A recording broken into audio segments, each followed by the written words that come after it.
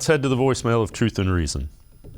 We put too much pressure on Deshaun Watson, and I think Kevin felt it, Deshaun felt it, Alex felt it. I think a lot of the people that's in the organization felt that he had to do certain things. He had to run for a touchdown, or he had to throw for a touchdown to be even considered the best again. And in my opinion, I think that they have been overthinking how to get him going, and I think it's really backfired.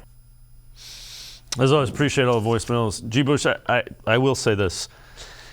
They don't seem to take the simplest thing that's right in front of them very often. And sometimes in football, the easy thing is what works best. Yep. In football, it's all about execution. You know, it's a thing to be said for, you know what we're doing, but can you stop it?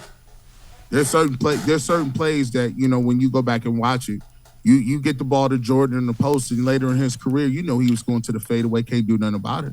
You know Kareem was going to the hook. No one couldn't know. You knew Reggie White, but he had a forklift move. You knew it was coming. It was in his back pocket. Couldn't do nothing about it, right? But when you got special players need the availability and the ability and the clearance space to be special. One of the things I was so frustrated about in terms of the Odell Beckham Jr. thing, and people will say, well, stop bringing it up. Well, here in organizations, we don't say stop bringing stuff up. We figure out what went wrong there so it doesn't happen again. Here in Cleveland, we do too much of it. Don't bring it up. If you put all your clothes under your bed and don't clean it out, everything will look clean and we'll be okay. No, let's break down certain situations so they don't continue to happen.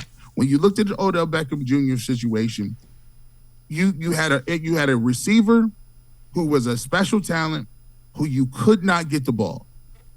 And instead of you saying as a coordinator, I need to do everything in my power to make sure I can facilitate this guy because he's special and therefore bringing my team to a new level, you put him in a system where it was homogenous and everybody got equal treatment.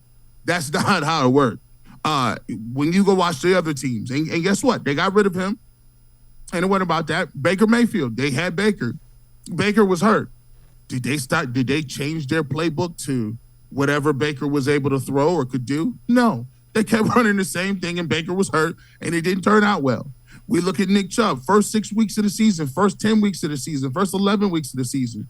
We knew we had a backup quarterback. You should have been handing the ball to Nick Chubb 25 times a game, if be, and giving Kareem Hunt 15-7. Did you get it to him? No, that never worked out.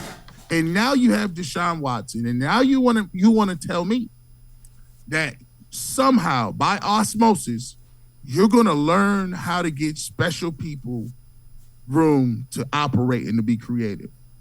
I haven't seen that from this staff. I just haven't.